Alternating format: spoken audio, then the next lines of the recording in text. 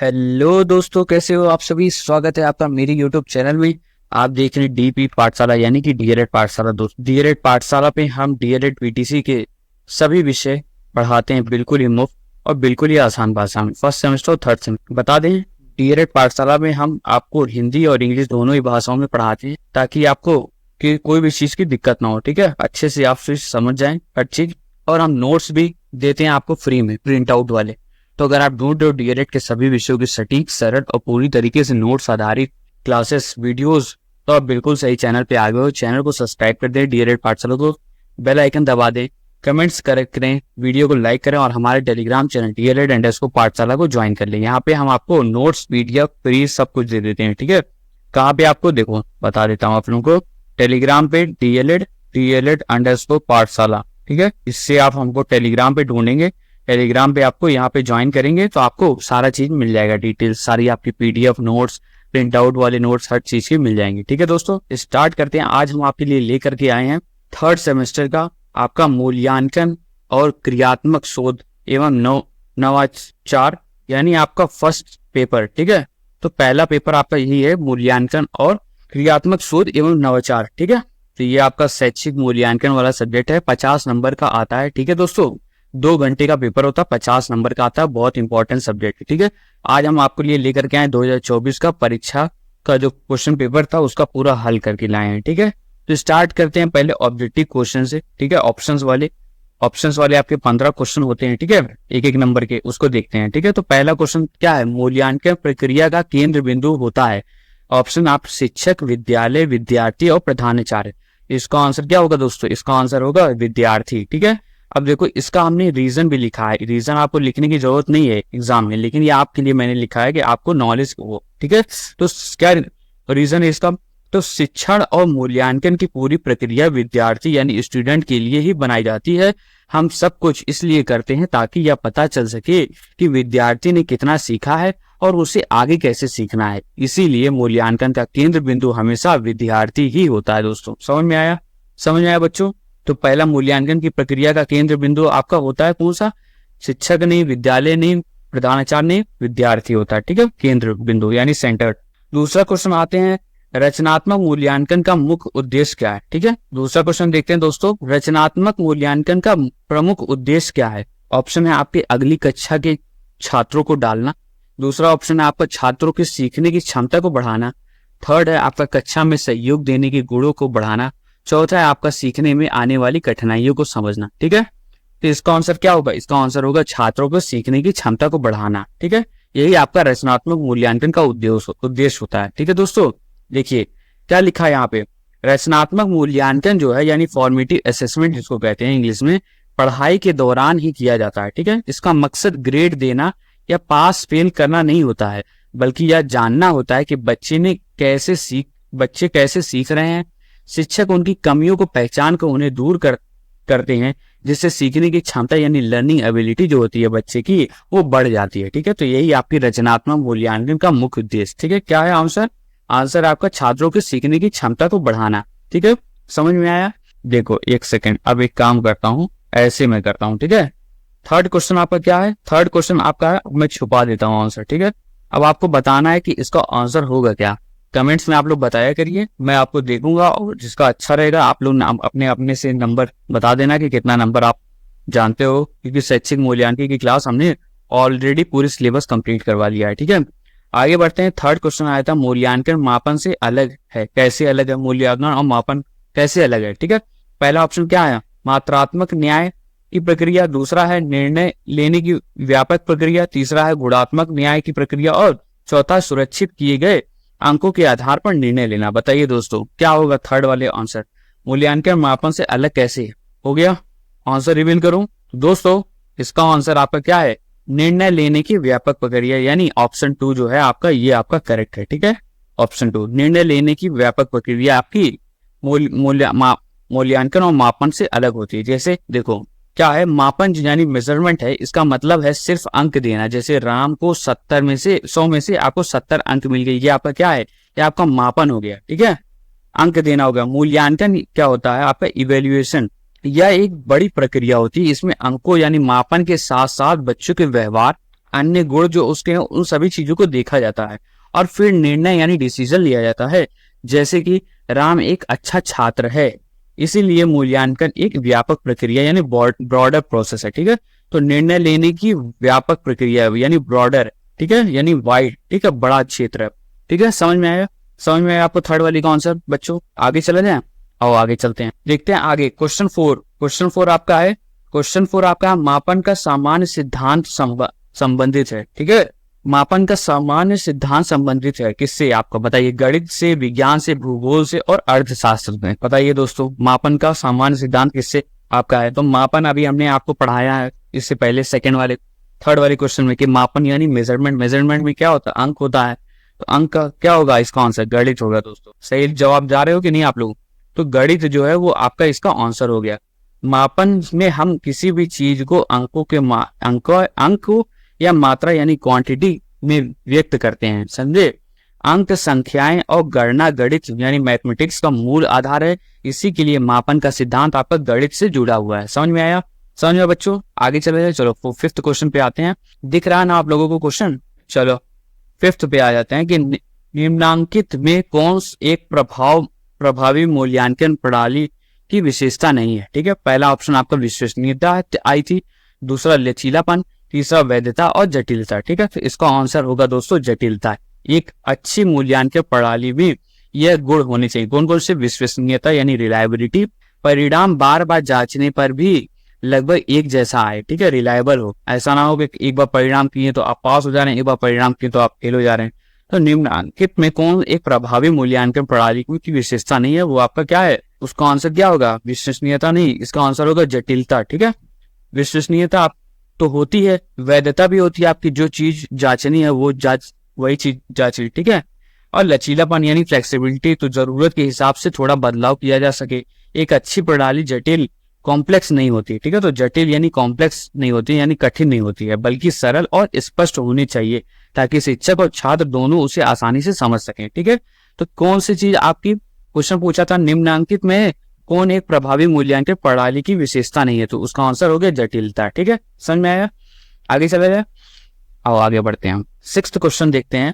Question 6 है कि विज्ञान का आरंभ अवलोकन से होता है तथा इसकी अंतिम पुष्टि के लिए अवलोकन में ही लौटना पड़ता है। ठीक है, अवलोकन की यह परिभाषा किसकी है? ठीक है दोस्तों, ये 2024 में क्वेश्चन आया हुआ है। ठीक है, 2024 ही का हम लोग क्वेश्चन पेपर सॉल्व कर रहे हैं।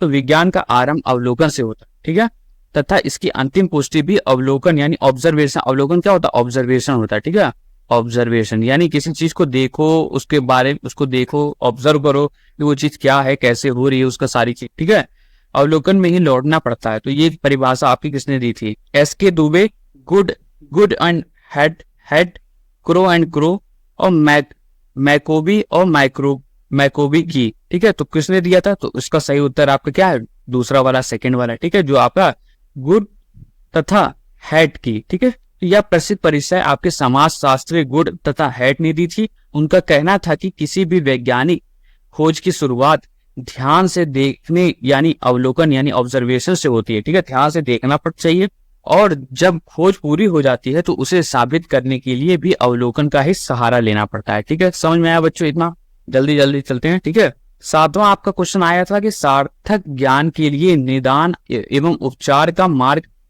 प्रशस्त करता है। ठीक है, तो सार्थक ज्ञान के लिए निदान एवं उपचार का मार्ग प्रशस्त करता है क्या चीज? तो सामान्य मूल्यांकन, मापन, सतत मूल्यांकन या फिर व्यापक मूल्यांकन। तो इसका आंसर दोस्तों होगा सतत मूल्यांकन। ठीक है, ऑप्शन 3 होगा। ठीक है, सतत मूल्यांकन यानी कॉन्टिन्यूअस इवैल्यूएशन, मतलब लगातार करते रहिए। इसका अर्थ है लगातार जांच करते रहना।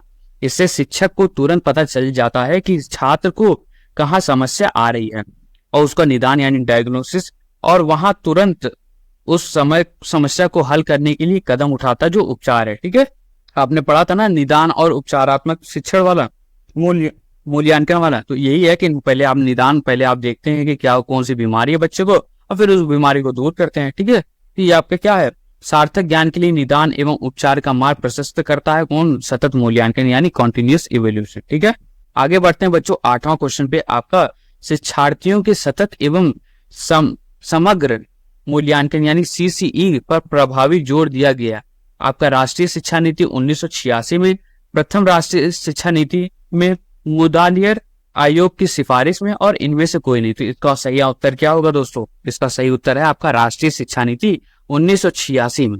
सतत एवं, इसका रीजन क्या है? इसका रीजन है कि सतत एवं समग्र मूल्यांकन यानी कॉन्टिन्यूअस एंड कॉम्प्रिहेंसिव इवैल्यूएशन जो होता है CCE पर सबसे ज्यादा प्रभावी जोर राष्ट्रीय शिक्षा नीति यानी नेशनल पॉलिसी ऑफ एजुकेशन 1986 में दिया गया था। ठीक है, इसका उद्देश्य रट्टा मारने वाली पढ़ाई को खत्म करके बच्चों के संपूर्ण विकास पर ध्यान देना था। समझ में आया कि शिक्षार्थियों के सतत एवं समग्र मूल्यांकन यानी CCE का प्रभावी जोर दिया गया किस पे? ठीक है, आते हैं 9th क्वेश्चन पे कि बौद्धिक योग्यता में बोध का अंग नहीं है। ठीक है, कौन? अनुवाद, विवेचना, वाग विस्तार और अनुप्रयोग। ठीक है, इसका आंसर क्या होगा दोस्तों? इसका आंसर होगा आपका अनुप्रयोग। ठीक है, तो ब्लूम टेक्सोनॉमी के अनुसार बोध का मतलब है किसी जानकारी को समझना, इसके अंदर अनुवाद यानी ट्रांसलेशन, विवेचना यानी इंटरप्रिटेशन और एक्सप्लेनेशन जो है वाग विस्तार आते हैं। ठीक है, अनुप्रयोग जो है यानी एप्लीकेशन एक अगला और ऊंचा स्तर है जहां हम सीखी हुई जानकारी को किसी नई स्थिति में इस्तेमाल करते हैं। ठीक है, तो बौद्धिक योग्यता में बोध का अंग नहीं है, ये क्या आंसर हो गया? इसका आंसर हो गया अनुप्रयोग। ठीक है, रीजन देखो जानबूझ करके मैंने लिखा है, रीजन आपको इसलिए लिखा है कि इसी तरीके से आपको चैप्टर भी आपको समझ में आ जाए।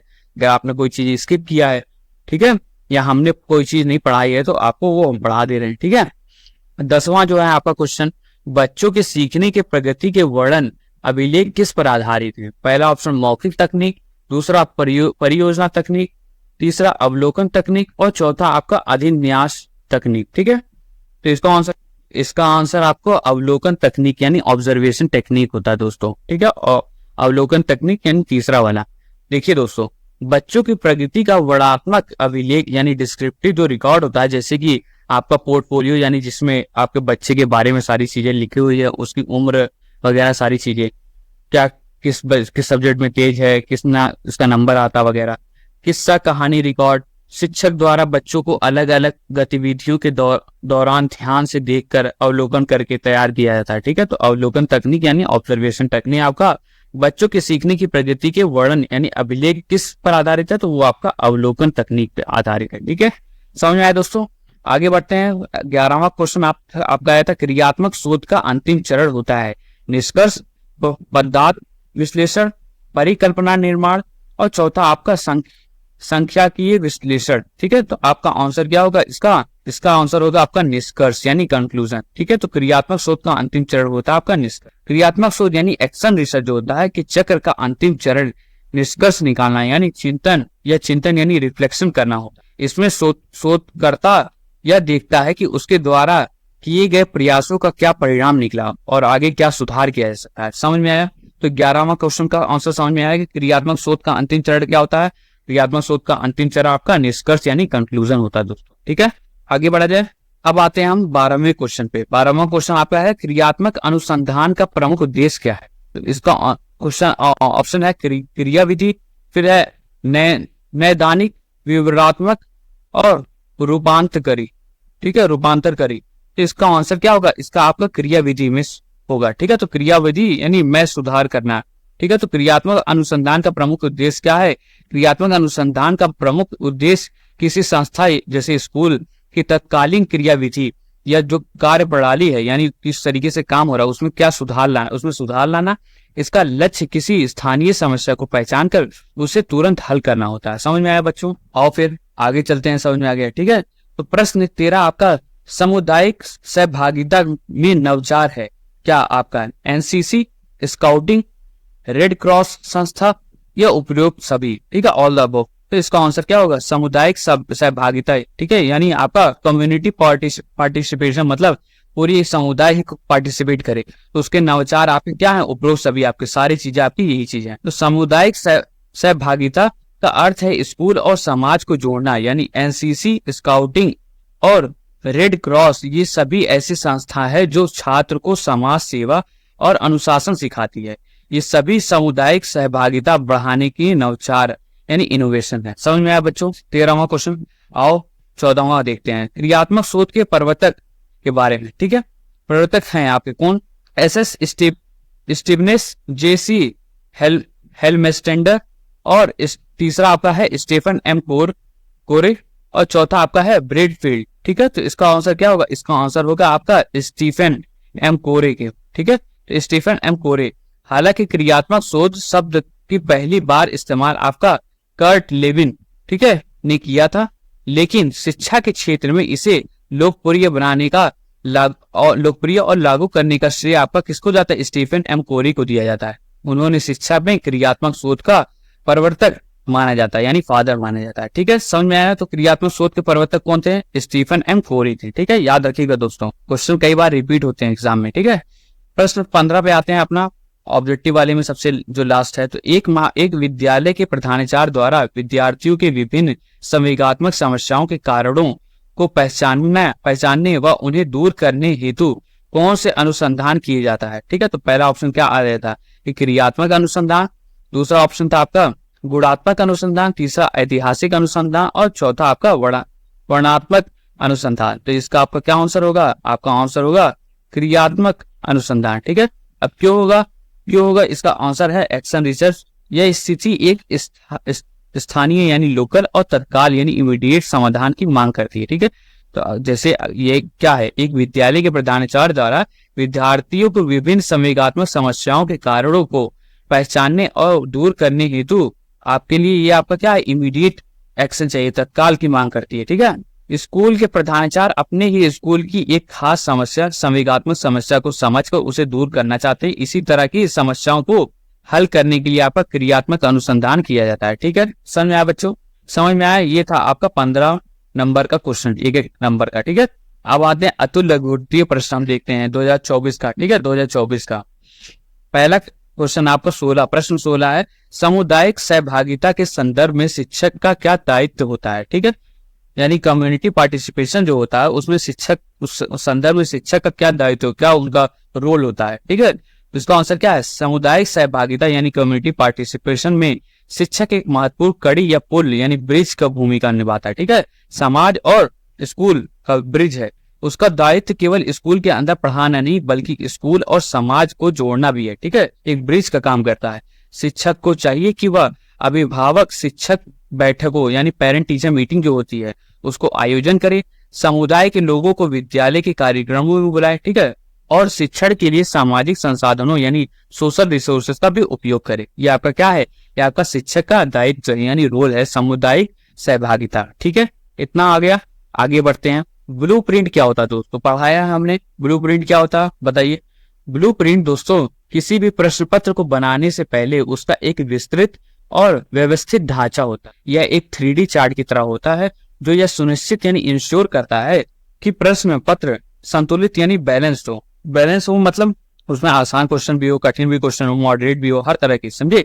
इसमें यह स्पष्ट रूप से देखा जाता है कि किन उद्देश्यों, किन पाठों और किस तरह के प्रश्नों यानी वस्तुनिष्ठ, लघु आदि को कितना महत्व या अंक मार्क दिया जाएगा। ठीक है, तो ब्लूप्रिंट यही सारी चीजें आपका डिसाइड करता है। ठीक है, 18वां क्वेश्चन देखते हैं। क्रियात्मक शोध की एक परिभाषा लिखिए। ठीक है, किसी की परिभाषा लिख दीजिए। तो स्टीफन एम कोरे की हम लिखते हैं। तो क्रियात्मक शोध यानी एक्शन रिसर्च को हम करके सीखने वाला शोध कह सकते हैं। ठीक है, स्टीफन एम, तो करके सीखने वाला शोध हम कह सकते हैं क्रियात्मक शोध। ठीक है, स्टीफन एम कोरे के अनुसार यह वह प्रक्रिया है जिसके द्वारा एक शिक्षक या प्रधानाचार्य जैसे कोई भी व्यक्ति अपनी कार्य प्रणाली में सुधार लाने के लिए अपनी समस्याओं का वैज्ञानिक यानी साइंटिफिक ढंग से अध्ययन करता है। ठीक है, यानी स्टडी करता है उसका। इसका मुख्य लक्ष्य किसी सिद्धांत का निर्माण करना नहीं बल्कि किसी तत्काल स्थानीय समस्या का समाधान है। ठीक है, तो क्रियात्मक सोच की परिभाषा समझ में आ गया बच्चों, स्टीफन एम कोरे के अनुसार क्या उन्होंने बताया था। ठीक है, आगे देखते हैं कि परिकल्पना यानी हाइपोथेसिस क्या होता है। परिकल्पना क्या है? ठीक है, हाइपोथेसिस क्या होता है दोस्तों? हाइपोथेसिस यानी परिकल्पना किसी भी शोध समस्या का एक प्रस्तावित यानी प्रपोज्ड और जांचने योग्य उत्तर होती है। यह शोधकर्ता द्वारा लगाया गया एक ऐसा शिक्षित अनुमान यानी एजुकेटेड गेस है। ठीक है, एक अनुमान है जो समस्या का समाधान की ओर इशारा करता है। ठीक है, उदाहरण के लिए एग्जाम्पल क्या है कि यदि छात्र को कंप्यूटर से पढ़ाया जाए तो उनके सीखने की गति बढ़ जाएगी। ठीक है, तो ये अभी कंफर्म तो है नहीं कि अगर छात्र को कंप्यूटर से पढ़ाया जाए तो आपका सीखने की गति बढ़ जाएगी छात्र की। लेकिन ये एक गेस्म है, एक परिकल्पना, एक हाइपोथेसिस है, एक परिकल्पना है जिसे शोध द्वारा जांचा जाएगा। ठीक है, समझ में आया। आगे देखते हैं क्रियात्मक शोध के चरण क्या होते हैं। क्रियात्मक शोध क्या होता है हमने पढ़ा। क्रियात्मक शोध हो कितना क्वेश्चन आया उसी टॉपिक उसी चैप्टर से। तो क्रियात्मक शोध यानी एक्शन रिसर्च एक आप चक्रीय यानी साइकिलिक प्रक्रिया है, यानी आपका साइकिल में चलती है। ठीक है, जिसका मुख्य चरण इस प्रकार है। कौन सा? समस्या को पहचानना। पहले समस्या को आप पहचानेंगे, अपनी कक्षा या विद्यालय की किसी एक खास समस्या को चुनना। ठीक है, फिर दूसरा योजना निर्माण यानी प्लान करना, तो समस्या का हल करने के लिए एक पूरी योजना बनाना। ठीक है, फिर आता है तीसरा आता है क्रियान्वयन यानी एक्ट, यानी बनाई गई योजना को कक्षा में लागू करना। ठीक है, चौथा आता अवलोकन यानी ऑब्जर्व करना, तो योजना के प्रभाव को अवलोकन करना, रिजल्ट को और आंकड़ों इकट्ठा करना। ठीक है, डाटा इकट्ठा करना। और फिर चिंतन यानी रिफ्लेक्ट करना, परिणामों का विश्लेषण करके यह निष्कर्ष निकालना कि योजना कितनी सफल रही। ठीक है, तो ये आपके 5 चरण थी। क्या थे? आपकी समस्या को पहचानना, फिर उसका योजना बनाना समस्या को हल करने के लिए, फिर उसको बनाई गई योजना को कक्षा में लागू करना, फिर उसको ऑब्जर्व करना कि वो सफल हो रही कि नहीं, उसका डाटा इकट्ठा करना, और फिर परिणामों का विश्लेषण करना और निष्कर्ष निकालना। ठीक है, तो ये आपके 5 चरण हुए। ठीक है, 21वां क्वेश्चन देखते हो। उत्तम परीक्षण की 2 गुण की बताइए।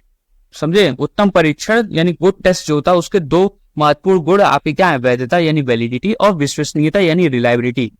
देखो, वैधता का अर्थ है कि परीक्षण उसी चीज को मापे जिसके लिए उसे बनाया गया है। ठीक है, जैसे गणित का टेस्ट है तो गणित की योग्यता ही जांचे, भाषा की नहीं, लैंग्वेज की नहीं। ठीक है, विश्वसनीयता का अर्थ है कि यदि परीक्षण को बार बार उन्हीं छात्रों पर लागू किया जाए तो उनके अंक लगभग एक जैसे ही आने चाहिए, बहुत ज्यादा अंतर नहीं होना चाहिए। ठीक है, समझ में आया।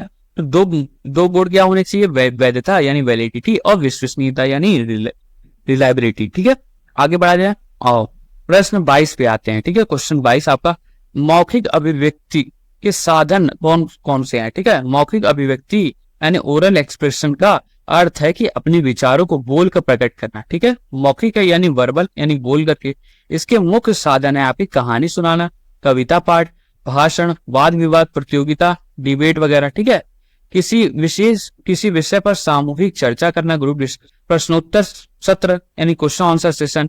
ये सभी साधन छात्रों के झिझक को दूर करते हैं और उनमें आत्मविश्वास यानी सेल्फ कॉन्फिडेंस को बढ़ाते हैं। समझ में आया कि मौखिक अभिव्यक्ति के साधन कौन कौन से हैं। ठीक है, आ जाओ बच्चों 23rd क्वेश्चन पे आते हैं, यानी सतत मूल्यांकन के 2 महत्व बताइए। ठीक है, सतत यानी कॉन्टिन्यूअस, अभी एक ऑब्जेक्टिव वाले में क्वेश्चन आया था इससे। ठीक है, तो सतत मूल्यांकन के 2 प्रमुख उद्देश्य क्या है, महत्व क्या है? अरे महत्व क्या है? तो समय पर निदान एवं उपचार। ठीक है, रेमेडियल वाला, यानी इससे शिक्षक को छात्र को सीखने की कमियां को पता तुरंत चल जाता है और वह समय रहते ही सुधारात्मक शिक्षा यानी रेमेडियल टीचिंग करके उन कमियों को दूर कर सकता है। ठीक है, दूसरा महत्व क्या है? तनाव और भय में कमी, यानी चूंकि मूल्यांकन साल भर चलता रहता है इसीलिए छात्रों के मन में परीक्षा का डर और तनाव खत्म हो जाता है और वे सीखने की प्रक्रिया का आनंद लेते हैं। ठीक है, तो वो जो डर होता है, तनाव होता है, टेंशन रहती है कि अभी टेस्ट होगा, वो सारी चीजें खत्म हो जाती है क्योंकि हमेशा आपका चलता रहता है सालों भर। ठीक है, आगे आते हैं हम मूल्यांकन के प्रकार बताइए। ठीक है, मूल्यांकन के प्रकार बताइए। तो मूल्यांकन के प्रमुख रूप से 2 भागों में बांटा गया है। मेनली जो है प्रमुख रूप से आपका 2 भागों में बांटा गया, वैसे तो और ज्यादा है, ठीक है, प्रमुख रूप से 2 भागों में। ठीक है, पहला आपका रचनात्मक मूल्यांकन, दूसरा आपका योगात्मक मूल्यांकन। रचनात्मक मूल्यांकन यानी फॉर्मेटिव इवैल्यूएशन या मूल्यांकन शिक्षा प्रक्रिया के दौरान किया जाता है। ठीक है, ताकि सीखने की प्रक्रिया में सुधार किया जा सके या सीखने के लिए मूल्यांकन है। ठीक है, योगात्मक मूल्यांकन क्या होता है? तो यह मूल्यांकन किसी कोर्स या सत्र की समाप्ति पर होता है। इसका उद्देश्य यह जानना है कि छात्र ने कुल कितना सीखा और इसके आधार पर ग्रेड या अंक दिए जाते हैं। ठीक है, समझ में आया मूल्यांकन के प्रकार, आपका रचनात्मक मूल्यांकन और योगात्मक मूल्यांकन। ठीक है, आगे बढ़ते हैं 25वें क्वेश्चन पे। मापन एवं मूल्यांकन के 2 अंतर बताइए। ठीक है, तो मापन यानी मेजरमेंट और मूल्यांकन यानी इवैल्यूएशन में 2 अंतर क्या है? देखो दोस्तों, ये क्वेश्चन बहुत इंपॉर्टेंट है, बहुत कई बार आया है। ठीक है, तो मापन का क्षेत्र सीमित होता है या केवल मात्रात्मक यानी क्वांटिटेटिव होता है, जैसे किसी छात्र को 100 में से 70 अंक देना। इसके विपरीत मूल्यांकन का क्षेत्र आपका बहुत व्यापक यानी ब्रॉड होता है। ठीक है, कॉम्प्रिहेंसिव होता है, जिसमें मात्रात्मक अंकों के साथ साथ गुणात्मक यानी क्वालिटी व्यवहार का भी विश्लेषण किया जाता है। ठीक है, दूसरा अंतर क्या है? तो दूसरा अंतर आपका मापन किसी के बारे में जानकारी का एक हिस्सा है, जबकि मूल्यांकन उस जानकारी के आधार पर उस पर एक निर्णय यानी जजमेंट लेने की पूरी प्रक्रिया है। मूल्यांकन में मापन शामिल होता है। ठीक है, समझ में आया बच्चों? तो ये आपके मूल्यांकन और मापन में दो अंतर थे। ठीक है, आगे बढ़ा जाए और आगे देखते हैं 26वां क्वेश्चन। देखिए, प्रश्न पत्र निर्माण के सोपान कौन कौन से हैं? ठीक है, यानी स्टेप, चरण आप बता दीजिए। ठीक है, तो एक अच्छा प्रश्न पत्र बनाने के लिए कई चरणों यानी स्टेप से गुजरना पड़ता है, जिन्हें हम सोपान कहते हैं। ठीक है, पहला आपका योजना बनाना यानी प्लानिंग करना, तो इसमें पाठ्यक्रम और उद्देश्यों को तय किया जाता है। ठीक है, दूसरा है ब्लूप्रिंट तैयार करना यानी प्रिपेयरिंग ब्लूप्रिंट, यानी प्रश्नों के प्रकार, कठिनाई स्तर और अंकों का विभाजन किया जाता है। तीसरा है प्रश्नों की रचना करना यानी राइटिंग क्वेश्चन, यानी ब्लूप्रिंट के आधार पर प्रश्नों को लिखा जाता है। इसके अलावा चौथा आपका अंक तालिका और निर्देश बनाना, यानी प्रश्नों के सही उत्तर और अंक देने की विधि तैयार की जाती है। ठीक है, तो ये आपके चार क्या थे? प्रश्न पत्र निर्माण के सोपान थे। ठीक है, अब हम आते हैं इंटरव्यू से। साक्षात्कार से आपका क्या तात्पर्य है? ठीक है, तो साक्षात्कार आपका इंटरव्यू होता है। इंटरव्यू जानकारी एकत्र करने की एक आमने सामने की विधि है। ठीक है, इसमें एक व्यक्ति जो आपका साक्षात्कारकर्ता दूसरे व्यक्ति या समूह यानी जो साक्षात्कारदाता से कुछ पूर्व निर्धारित उद्देश्यों को लेकर के प्रश्न पूछता है। यह एक मौखिक प्रश्नावली यानी ओरल क्वेश्चनेयर की तरह होता है, जिससे किसी व्यक्ति की विचार, भावनाओं और अनुभव की गहरी जानकारी मिलती है। ठीक है, तो समझ में आया साक्षात्कार आपका क्या होता है। आते हैं 28वां क्वेश्चन जो है आपका, मांसपेशियां एवं आंगिक गतिविधियां मूल्यांकन के किस पक्ष में इससे संबंधित हैं? ठीक है, तो मसल्स वगैरह जो है और जो मोटर स्किल्स है वो किससे आपका है? तो देखो दोस्तों, मांसपेशियां और आंगिक गतिविधियां यानी मोटर एक्टिविटीज मूल्यांकन के क्रियात्मक या कौशलात्मक पक्ष यानी साइकोमोटर डोमेन से संबंधित होता है। ठीक है, इस पक्ष में शारीरिक कौशल यानी फिजिकल स्किल, अंगों का समन्वय यानी कोऑर्डिनेशन और क्रियात्मक निपुणता का मूल्यांकन किया जाता है, जैसे चित्र बनाना, किसी वाद्य यंत्र को बनाना या खेल कूद में प्रदर्शन करना इसी पक्ष के अंतर्गत आता है। ठीक है, तो ये आपका क्या था? मांसपेशियां एवं आंगिक गतिविधियां मूल्यांकन के किस पक्ष से आती है? तो आपका क्रियात्मक या कौशलात्मक पक्ष से आती है। ठीक है, 29वें क्वेश्चन पे आते हैं दोस्तों। शिक्षा प्रक्रिया की दृष्टि से संज्ञानात्मक पक्ष यानी कॉग्निटिव डोमेन के स्तर कौन कौन से हैं? ठीक है, तो शिक्षा प्रक्रिया की दृष्टि से संज्ञानात्मक पक्ष के स्तर कौन कौन से हैं?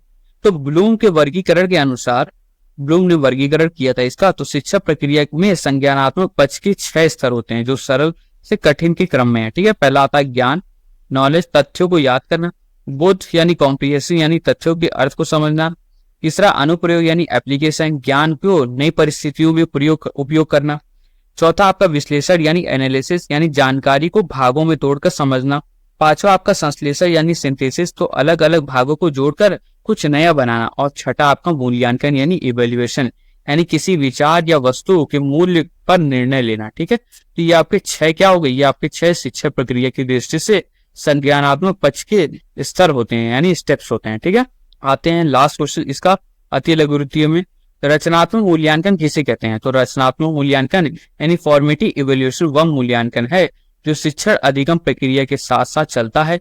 इसका मुख्य उद्देश्य छात्रों को ग्रेड देना या पास फेल करना नहीं, बल्कि यह पता लगाना कि छात्र कितना समझ पा रहे हैं और कहाँ उन्हें कठिनाई हो रही है। इस जानकारी के आधार पर शिक्षक अपनी शिक्षण विधि में सुधार करता है ताकि छात्र बेहतर ढंग से सीख सके। ठीक है, तो रचनात्मक मूल्यांकन किसे कहते हैं? समझ में आया? विधि में सुधार करता है ताकि छात्र बेहतर ढंग से सीख सके। ठीक है, तो रचनात्मक मूल्यांकन किसे कहते हैं? समझ में आया? अब आते हैं लघु उत्तरीय प्रश्न जो आपके 2 नंबर के आते हैं। ठीक है, मूल्यांकन के भावनात्मक पक्ष से संबंधित उद्देश्यों का वर्णन कीजिए। 31 क्वेश्चन है। ठीक है, आपका कितना क्वेश्चन आता है? 10 क्वेश्चन आपका आता है। ठीक है, कितना मिनट? मूल्यांकन के भावनात्मक पक्ष से संबंधित उद्देश्यों का वर्णन कीजिए। तो दोस्तों, मूल्यांकन का भावनात्मक पक्ष यानी अफेक्टिव डोमेन विद्यार्थियों के दृष्टिकोण यानी एटीट्यूड, भावनाओं, रुचियों यानी इंटरेस्ट और मूल्यों यानी वैल्यूज से संबंधित होता है। यह सिर्फ यह नहीं देखता कि छात्र क्या जानता है, बल्कि यह भी देखता है कि वह कैसे महसूस करता है और उसका व्यवहार कैसा है। इसके मुख्य उद्देश्य हैं आपके आग्रह यानी रिसीविंग, छात्र को में दूसरों की बातों को ध्यान से सुनने और सम्मान देने की इच्छा जगाना, दूसरा अनुक्रिया यानी रिस्पॉन्डिंग, तो छात्र को चर्चाओं और गतिविधियों में सक्रिय रूप से भाग लेने के लिए प्रेरित करना। और तीसरा आपका मूल्य आंकना यानी वैल्यूइंग, यानी छात्र की अच्छी आदतों जैसे ईमानदारी, सहयोग और यानी हेल्प, समय की पाबंदी यानी टाइम पंक्चुअल के प्रति आस्था विकसित करना। ठीक है। चौथा आपका आ रहा था चरित्रीकरण यानी कैरेक्टराइजेशन, इन मूल्यों को छात्रों के चरित्र और व्यवहार की एक स्थायी हिस्सा बनाना। ठीक है, समझ में आया। तो ये था आपका मूल्यांकन के भावनात्मक पक्ष से संबंधित उद्देश्यों का वर्णन। ठीक है, आगे बढ़ते हैं। 32वां क्वेश्चन देखते हैं कि मूल्यांकन की आवश्यकता के स्पष्ट करिए। ठीक है, मूल्यांकन की क्या आवश्यकता है? तो शिक्षण अधिगम प्रक्रिया में मूल्यांकन की आवश्यकता यानी नीड ऑफ इवोल्यूशन बहुत महत्वपूर्ण है। यह केवल परीक्षा लेने तक सीमित नहीं है। इसकी आवश्यकता इसलिए है क्योंकि छात्रों के लिए यह छात्रों की उनकी प्रगति यानी शक्तियों और कमजोरियों के बारे में बताता है और उन्हें अपनी पढ़ाई को बेहतर बनाने के लिए प्रतिक्रिया यानी फीडबैक मिलती है। ठीक है, शिक्षक के लिए क्या है? तो यह शिक्षक को यह जानने में मदद करता है कि उनकी शिक्षण विधियां जो मेथड हैं कितनी प्रभावी, कितनी यूजफुल है। मूल्यांकन के आधार पर वह ये उपचारात्मक शिक्षण यानी रेमेडियल टीचिंग की योजना बनाते हैं। ठीक है, तीसरा आपका है व्यवस्था के लिए। तो मूल्यांकन छात्रों को अगली कक्षा में प्रमोट करने और उनके वर्गीकरण यानी क्लासिफिकेशन करने और उन्हें प्रमाण पत्र यानी सर्टिफिकेट देने का आधार करता है। ठीक है, तो ये क्या था? आपका मूल्यांकन की आवश्यकता को स्पष्ट किया गया। ठीक है, 33वां क्वेश्चन आते हैं शैक्षिक नवाचार के उद्देश्य को स्पष्ट करें। तो दोस्तों, शैक्षिक नवाचार यानी एजुकेशनल इनोवेशन का अर्थ है कि शिक्षा के क्षेत्र में नए विचारों, विधियों और तकनीकों को लागू करना। इनके मुख्य उद्देश्य इस प्रकार हैं। कैसे कैसे? शिक्षा की गुणवत्ता यानी क्वालिटी में सुधार लाना, शिक्षण अधिगम प्रक्रिया को अधिक रुचिकर यानी इंटरेस्टिंग, छात्र केंद्रित और प्रभावी बनाना, शिक्षा प्रणाली की पुरानी और मौजूदा समस्या को समाधान खोजना। चौथा आपका बदलते समय और प्रौद्योगिकी के साथ शिक्षा विधियों को आधुनिक यानी मॉडर्न बनाना। और पांचवा आपका छात्रों में रटने की प्रवृत्ति को कम करके उन्हें रचनात्मक यानी क्रिएटिविटी और महत्वपूर्ण सोच यानी क्रिटिकल थिंकिंग का विकास करना। तो ये आपके क्या था? शैक्षिक नवाचार के उद्देश्य थे। ठीक है, आगे बढ़ते हैं। 34वें क्वेश्चन पाठ सहगामी क्रियाओं के लाभ का वर्णन कीजिए। ठीक है दोस्तों, पाठ सहगामी क्रिया यानी को करिकुलर एक्टिविटीज जो होती है वे गतिविधियां हैं जो पाठ्यक्रमों के साथ साथ चलती रहती हैं। ठीक है, अपने पढ़ाई से और छात्रों में सर्वांगीण विकास यानी और ओवरऑल डेवलपमेंट में मदद करती है। इनके मुख्य लाभ है आपके शारीरिक विकास, खेलकूद जैसी गतिविधियों से छात्र का स्वास्थ्य और शारीरिक विकास बेहतर होता है। सामाजिक विकास यानी समूह में काम करने से उनमें सहयोग, नेतृत्व यानी लीडरशिप और टीम भावना जैसे सामाजिक गुण विकसित होते हैं। ठीक है, भावनात्मक विकास यानी हार और जीत का सामना करके वे अपनी भावनाओं को नियंत्रण यानी कंट्रोल करना सीखते हैं। और चौथा आपका बौद्धिक विकास यानी वाद विवाद, प्रश्नोत्तर, क्विज और सामान्य ज्ञान प्रतियोगिता से उनकी सोच और तर्क करने की क्षमता जो होती है वो बढ़ जाती है। ठीक है, पांचवा देखते हैं इसमें 35 क्वेश्चन अवलोकन प्रविधि की सीमाएं क्या है यानी लिमिट क्या है। ठीक है, तो लिमिट क्या होती है? ऑब्जर्वेशन व्यवहार के अध्ययन की एक बहुत उपयोगी विधि है, लेकिन इसकी कुछ सीमाएं यानी लिमिटेशन होती है। तो क्या है? पक्षपात की संभावना होती है। ठीक है, पार्शियलिटी।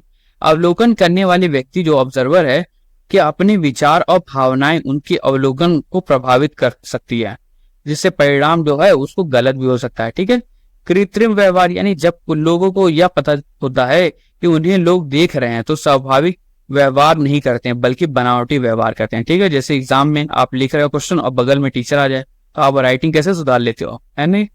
तीसरा आता है समय की खपत यानी किसी घटना या व्यवहार का गहराई से अवलोकन करने में बहुत अधिक समय और धैर्य की आवश्यकता होती है। ठीक है, चौथा आपका क्या है? कारणों का पता ना चलना यानी इस विधि से यह पता चल जाता है कि क्या हो रहा है, लेकिन ये क्यों हो रहा है इसके पीछे कारण को पता लगाना बहुत मुश्किल होता है। ठीक है, ये था आपका अवलोकन प्रविधि की सीमा यानी लिमिटेशन। दोस्तों आगे बढ़ते हैं 36वें क्वेश्चन पे, लंबी हो जाएगी क्लास। उपचारात्मक शिक्षा 50 नंबर का था ना कुछ पेपर है, इसलिए दो घंटे का पेपर है। आप कितने घंटे में हम पढ़ाए थे आपको?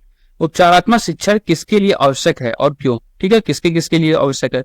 तो उपचारात्मक शिक्षा यानी रेमेडियल टीचिंग उन छात्रों के लिए आवश्यक है जो अपनी कक्षा में अन्य छात्रों से सीखने की गति में पीछे रह जाते हैं। यह विशेष विषय में कठिनाई महसूस करते हैं। यह शिक्षण सामान्य शिक्षण से अलग होता है। ठीक है, यह इसलिए आवश्यक है क्योंकि हर बच्चे को सीखने की गति और उनके तरीके अलग अलग होते हैं। उपचारात्मक शिक्षण का उद्देश्य ऐसे पिछड़े हुए बच्चों की कमजोरियों और कठिनाइयों का निदान करके उन्हें अतिरिक्त सहायता प्रदान करना, ताकि वे बाकी छात्रों के बराबर आ सकें और उनमें आत्मविश्वास यानी कॉन्फिडेंस की कमी ना हो। ठीक है, 37 क्वेश्चन पे आते हैं। क्रियात्मक शोध के 4 क्षेत्र बताइए। ठीक है, तो कौन कौन से 4 क्षेत्र हैं क्रियात्मक शोध? बहुत इंपॉर्टेंट, देखो क्रियात्मक शोध बार बार ये क्वेश्चन आ रहा है। ठीक है, क्रियात्मक शोध वाला। तो क्रियात्मक शोध यानी एक्शन रिसर्च स्कूल की कार्यप्रणाली से जुड़ी किसी भी समस्या को सुलझाने के लिए किया जा सकता है। इसके 4 मुख्य क्षेत्र हैं। ठीक है, पहला है कार्य शिक्षण से जुड़ी समस्याएं, जैसे छात्र का गृह कार्य न करना, होमवर्क नहीं कर रहा है, किसी विषय में रुचि ना लेना या शिक्षण विधि तो प्रभावी ना होना। ठीक है, दूसरा आपका क्या है? छात्रों के व्यवहार से जुड़ी समस्या, जैसे कक्षा में अनुशासनहीनता, ठीक है, डिसिप्लिन ही नहीं है, स्कूल से भाग जाना या छात्रों में आपसी झगड़े हो गए। तीसरा आपका परीक्षा और मूल्यांकन से जुड़ी समस्या, जैसे परीक्षा में नकल की समस्या, छात्र को बार बार फेल होना या प्रश्न पत्र की कठिनाई। ठीक है, चौथा आपका क्या? विद्यालय प्रबंधन से जुड़ी समस्याएं, जैसे समय सड़ाड़ी यानी टाइम टेबल की समस्या हो, पुस्तकालय का सही उपयोग ना होना और अभिभावकों यानी पेरेंट्स गार्जियन का सहयोग ना मिलना। ठीक है, ये आपका क्या था? क्रियात्मक शोध के 4 क्षेत्र होते हैं। ठीक है, आते हैं सेकंड लास्ट क्वेश्चन पे। शैक्षिक नवाचार के महत्व को स्पष्ट करिए। ठीक है दोस्तों, 38 आपका शैक्षिक नवाचार एजुकेशन इनोवेशन का शिक्षा प्रणाली में बहुत अधिक महत्व है। यह शिक्षा को जीवंत और प्रासंगिक यानी रेलेवेंट बनाए रखने के लिए आवश्यकता है। ठीक है, इसका महत्व इस प्रकार है, क्या क्या?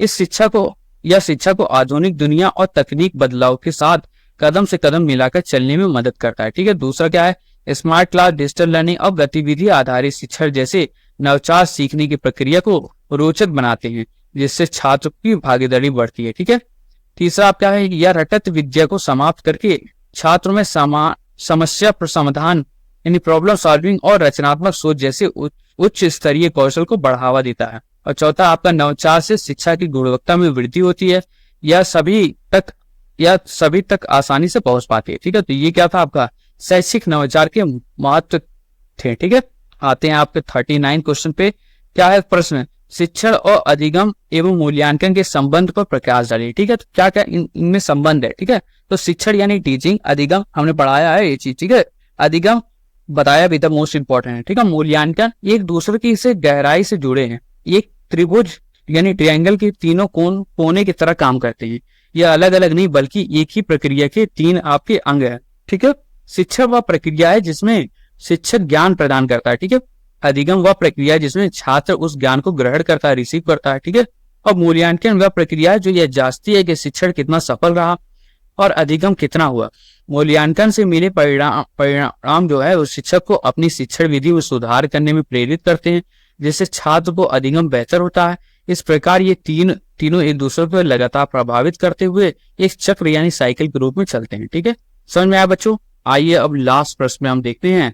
प्रश्नों के प्रकार पर चर्चा करिए। कितने प्रकार के आपके प्रश्न होते हैं? तो मुख्य आपके आधार आपके 2 हैं। तो प्रश्न शिक्षण और मूल्यांकन का एक शक्तिशाली उपकरण है। उत्तर देने की विधि के आधार पर, ठीक है, प्रश्नों के मुख्य रूप से 2 भागों में बांटा जा सकता है। ठीक है, 2 भाग कौन से हैं आपके? वस्तुनिष्ठ प्रश्न और आपका विषयनिष्ठ यानी निबंधात्मक प्रश्न। ठीक है, ऑब्जेक्टिव क्वेश्चन जो है, इन प्रश्नों को एक निश्चित और सही उत्तर होता है। ये कई प्रकार के होते हैं, जैसे आपका बहुविकल्पीय एमसीक्यू हो गया, सत्य असत्य प्रश्न, ट्रू और फॉल्स, रिक्त स्थान पूर्ति, फिल इन द ब्लैंक्स और मिलन प्रश्न यानी मैचिंग क्वेश्चन। ठीक है, विषयनिष्ठ या निबंधात्मक प्रश्न जो सब्जेक्टिव क्वेश्चन होते हैं वो क्या होते हैं? इन प्रश्नों में छात्रों को अपने विचारों को विस्तार से लिखने की स्वतंत्रता होती है। उत्तर की लंबाई के आधार पर ये 3 प्रकार के होते हैं। कौन कौन से? अतुल लघु उत्तरीय प्रश्न, लघु उत्तरीय प्रश्न और दीर्घ उत्तरीय प्रश्न। समझ में आया बच्चों? तो ये थी आपकी शैक्षिक मूल्यांकन की आपकी 2024 की क्वेश्चन पेपर सॉल्व। ठीक है, तो दोस्तों कैसी रही क्लास? समझ में आया आप लोगों को? अगर ये आपको नोट चाहिए होगा तो आप हमारी टेलीग्राम चैनल पे जाइए, DLED_पाठशाला। ठीक है, यहाँ पे जाइए, आपको ये PDF मिल जाएगी। ठीक है, और कोई सब्जेक्ट की आपको चाहिए होगा वीडियो या PDF तो आप हमें बताइएगा, कमेंट्स में बताया करिए। ठीक है, चलिए फिर मिलते हैं हम लोग नेक्स्ट वीडियो में। तब तक के लिए धन्यवाद आप सभी को। Bye bye, thank you everyone.